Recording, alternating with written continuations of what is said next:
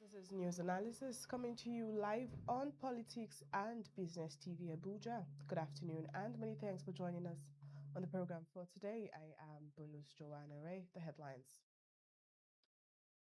Insecurity forces Kwara to relocate NYC orientation camp to Ilorin. Uncertainty in Rivers as Fubara delays return. NESREA shuts 29 facilities across 3 states over toxic pollution and regulatory violations. Now, the foreign scene, Chinese firms pay price of jihadi strikes against Mali junta. Details of the stories and more to come shortly after the break. Do stay with us.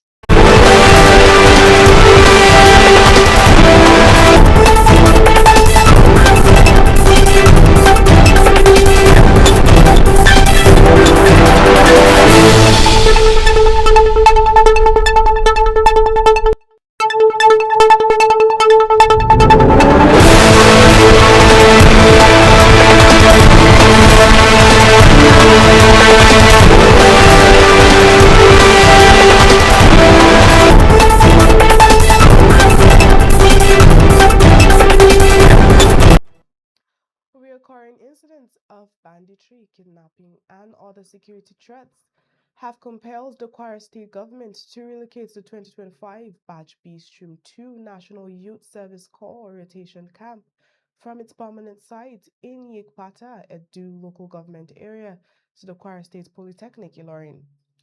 State Coordinator of NYC, Mr. Onifade Joshua, announced the decision in a statement on Thursday, disclosing that about 1,800 corps members are expected in the state for the 21-day exercise.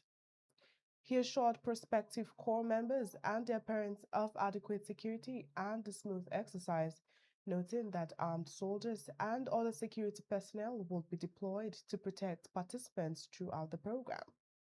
Onifade commended both the federal and state governments for their support, stressing that their preparations are in top gear to receive corps members who are expected to arrive between Wednesday, September 24th and Tuesday, October 14th, 2025. Meanwhile, tensions remain high in Rivers State as thousands of hopeful supporters gathered at Government House in Port Harcourt on Thursday, expecting to welcome Governor Siminalayi Fubara back to office. But the crowd left disappointed when the governor failed to make an appearance. Governor Fubara was slated to resume duties following the end of a 6-month emergency rule imposed by President Bola Tinubu back in March. That rule had temporarily handed control of the state to retired Vice Admiral Iboketse Bas, who served as sole administrator during the crisis. President Tinubu officially lifted the emergency rule on Wednesday, signaling a return to civilian governance in the oil-rich state. But the governor's absence on Thursday has raised fresh concerns about the fragile peace in the region. With the emergency rule now lifted, all eyes are on Governor Fubara's next move. And his absence on Thursday has left many wondering whether the political storm in Rivers State is truly over or just beginning again.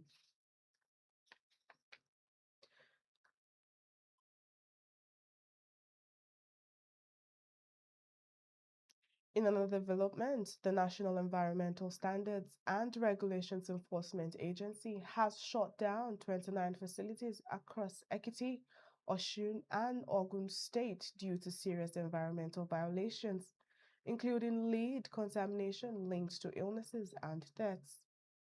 The closures targeted battery recycling plants, construction sites, plastic manufacturers, and agro-oiled companies that failed to meet national environmental standards.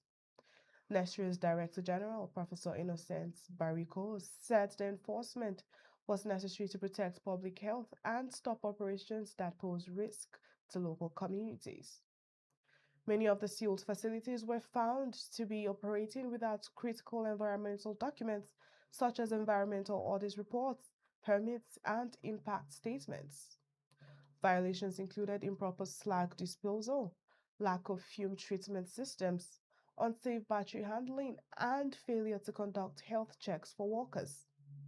Despite previous interventions by government bodies and NGOs urging compliance, a recent inspection revealed widespread disregard for regulations and environmental safety. We are still watching news analysis right here on Politics and Business Television Abuja. Still to come, Dangote Refinery stops sales to unregistered marketers. Details of these headlines and more news content after a quick break. Stay with us. Welcome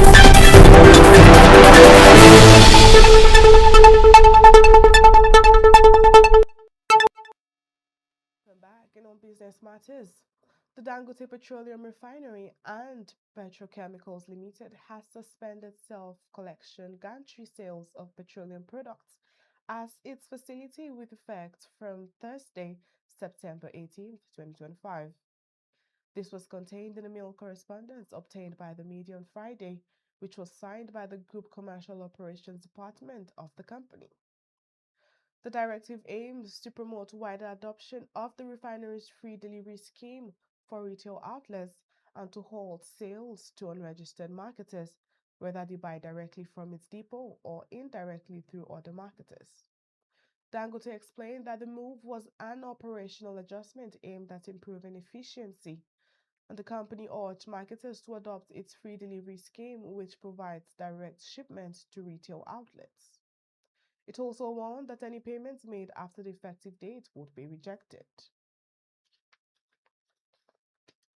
Now, the foreign scene jihadists allied to Al Qaeda have launched a blitz of raids on Malayan industrial sites run by foreign firms, especially Chinese, as a tactic to undermine the ruling junta.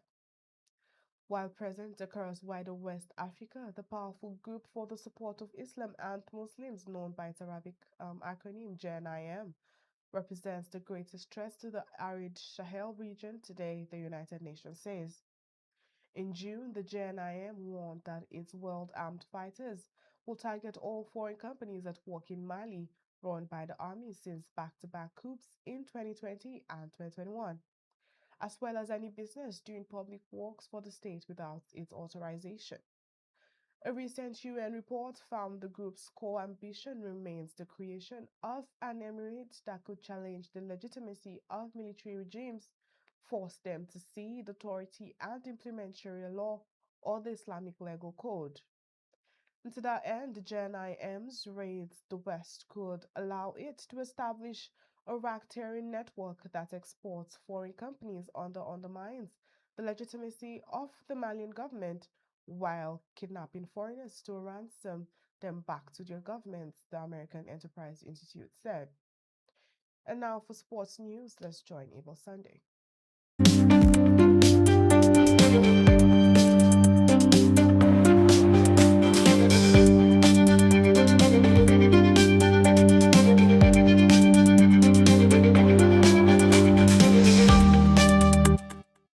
Good afternoon and welcome to PNB Sport News. I'm Abel Sunday.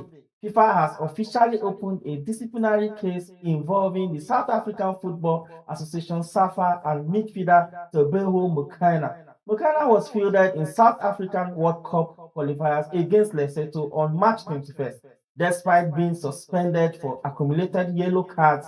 FIFA disciplinary committee has now stepped in with both Safa and Mukaina given until September 20th to respond to the charges. If found guilty, possible sanctions could include fine, suspension, and even a 3-0 forfeit victory being awarded to Lesotho.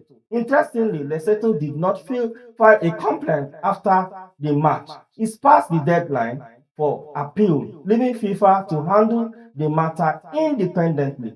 As for now, Safa has not released an official statement. That's all for sports. I'm Abel Sunday. Welcome back and on to the focus of today. Today, we turn our attention to a silent but devastating crisis unfolding in northern Nigeria. It's a crisis of land, food, and survival. What was once considered a blessing, foreign aid, new seeds, chemical support, has in some cases become a curse. In Kaduna, for instance, ginger farmers who once thrived are now struggling after a fungal outbreak wiped out over 90% of crops. But this is not just about farming, it's about sovereignty, economics, and security. When foreign aid reshapes what we eat, what we plant, and even how we live, who really benefits? And when insecurity keeps farmers from their land, how do we even begin to secure our future? Well, we'll go on a short break, and when we return, we'll be speaking with Comrade Bitako Abubakar. He is a spokesperson, Rebuild ROI Initiative for Development. He's also an educationist, public affairs analyst, and a politician. He'll be discussing with us via WhatsApp call to break down the hidden war on our soil from poison harvest to insecurity and what it means for Nigerian food security. Stay with us.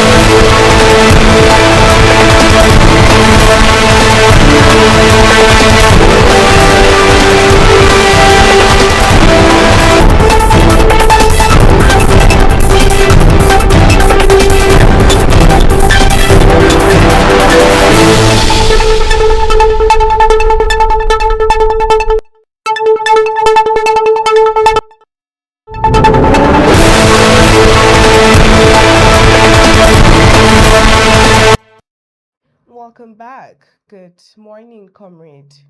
It's good to have you, sir. Good afternoon, my uncle. Good afternoon, Nigerians. Well, speaking on the recent event at Kaduna, we've heard reports that the ginger farmers lost almost all their crops after using improved seeds linked to a fungal outbreak. From your perspective, what really happened?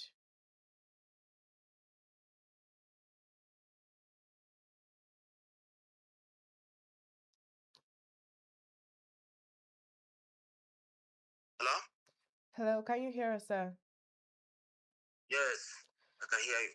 Said we've heard reports that ginger farmers in Kaduna lost almost all their crops after using improved seeds linked to a fungal outbreak. From your perspective, what really happened? Well, I want to start by saying that the said seeds are not improved seeds. They are seeds concocted to destroy our most qualitative ginger that we produce in Nigeria. When you say improved seeds, it then means that those seeds that were brought into Nigeria and given as aid by you said will have been more productive than destroying the already existing seedlings we have, the already existing products we have. Don't forget that Nigerian ginger has been one of the best ginger.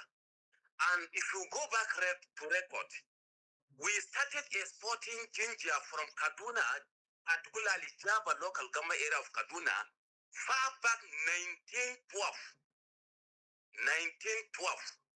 That was when ginger was first exported from out of the country, from Java local government area of Kaduna State.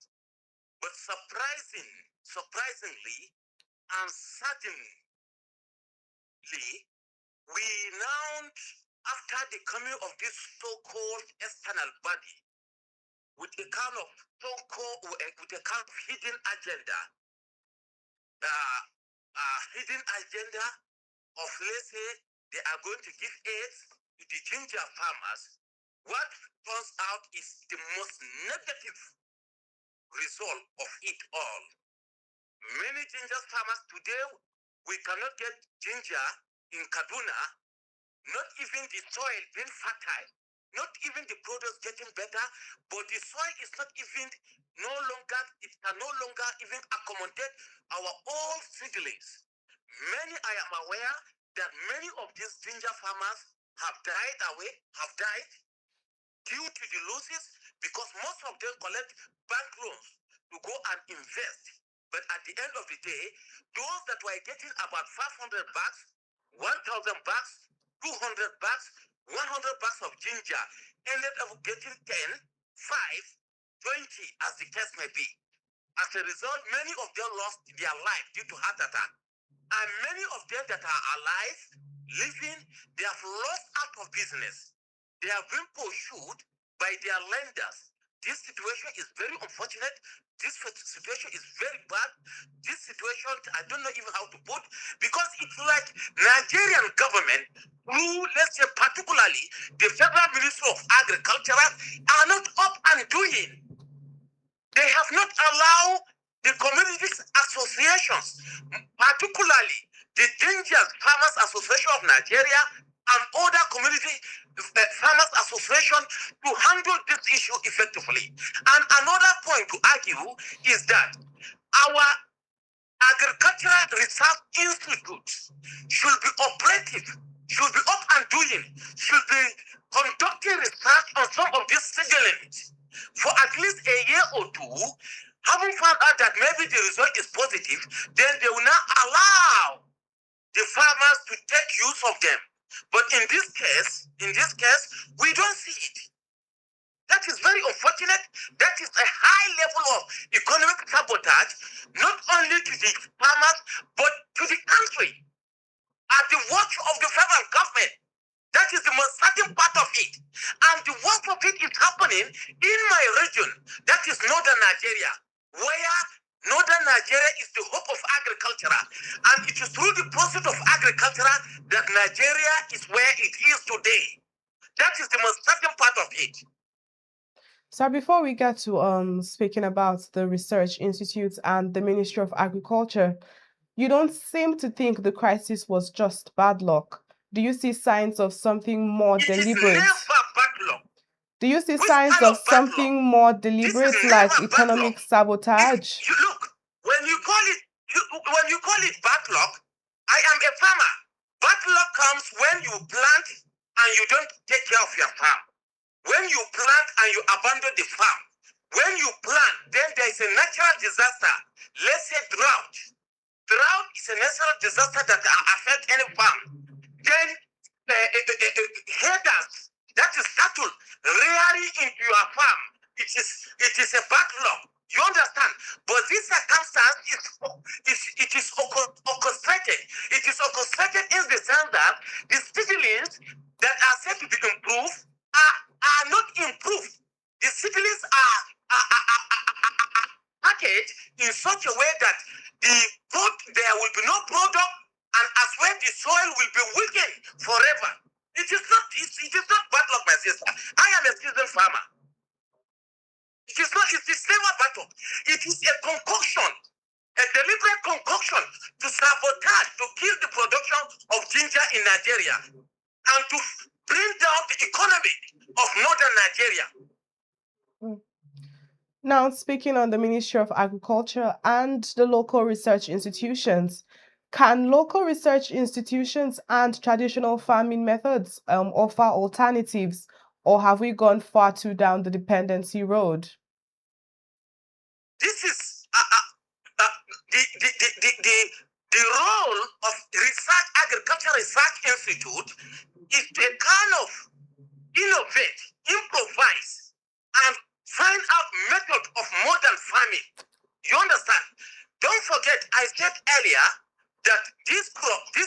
incidents that were brought by USAID or whatever they are called were said to be improved. But the reverse was that it became destructive, not only the settlements, not only the product, but even the farmland. So research institutes usually they are in charge of a kind of conducting research on these seedlings for a year or two, and having found out that these seedlings can foot in and these seedlings can be productive are so claimed, then they cannot allow our farmers to go into using it. But the reverse is not the case. When you look at our research institute, most of these our research institutes are not even powered by the government, are not even funded by the government. The funding doesn't even come in good time. You understand? This funding is supposed to come as early as January, February, so that by May, June, they cannot be able to get the result. But most of the times, you hear them complaining that they are getting funding October, November, when the season is out.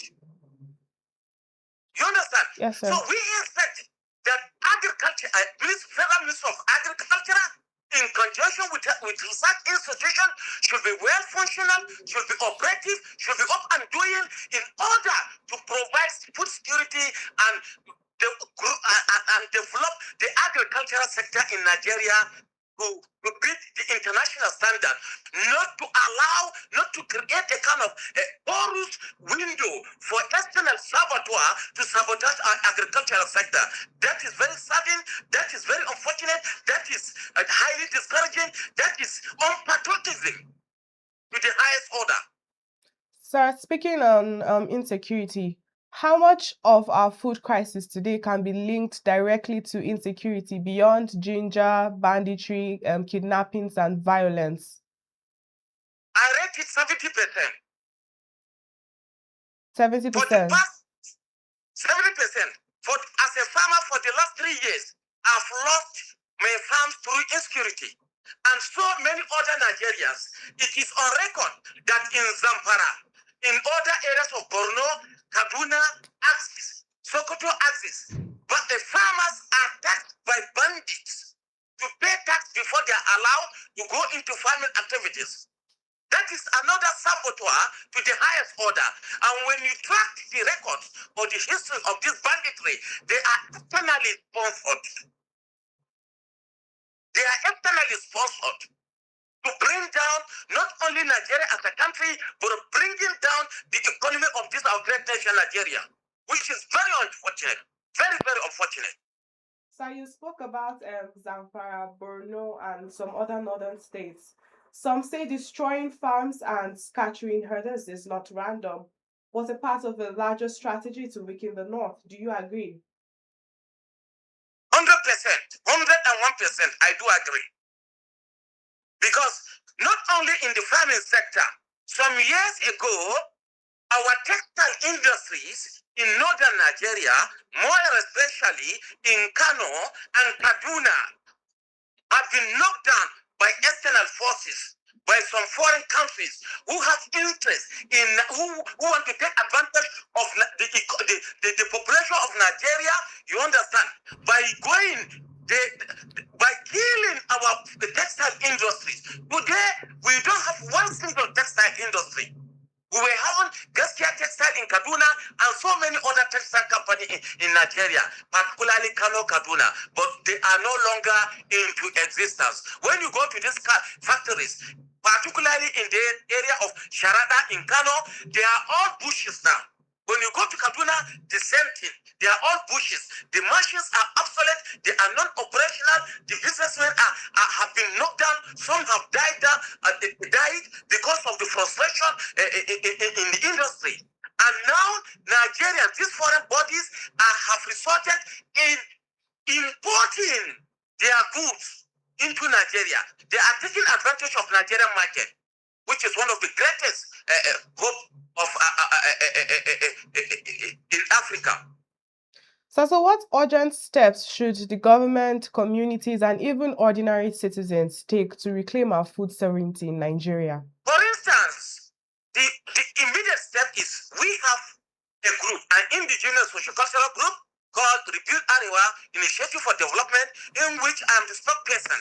We have been engaging community leaders and business groups to adhere, to be watchful of some of these foreign bodies that come, the NGOs that come with the name of AIDS. You understand? They give you with right hand, they give you with left hand and collect you with the right hand. You understand? Some of these people are saboteur to our own economy. They want to bring down our economy.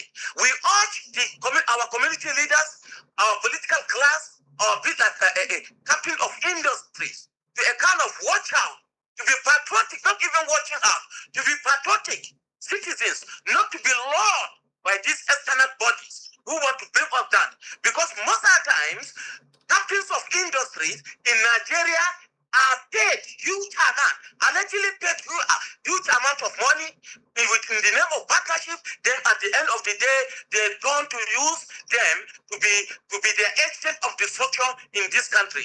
So, captain of industries, community leaders, political class should be wary of this kind of international organizations. Otherwise, we'll be bringing down ourselves, we'll be shooting ourselves below the belt. Well, thank you so much for joining us today, sir. Thank you so much.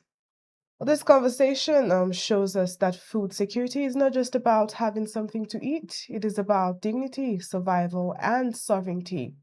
And if we do not wake up now, we may find that the war for our future was not fought with bombs and bullets, but with seeds, soil, and hunger.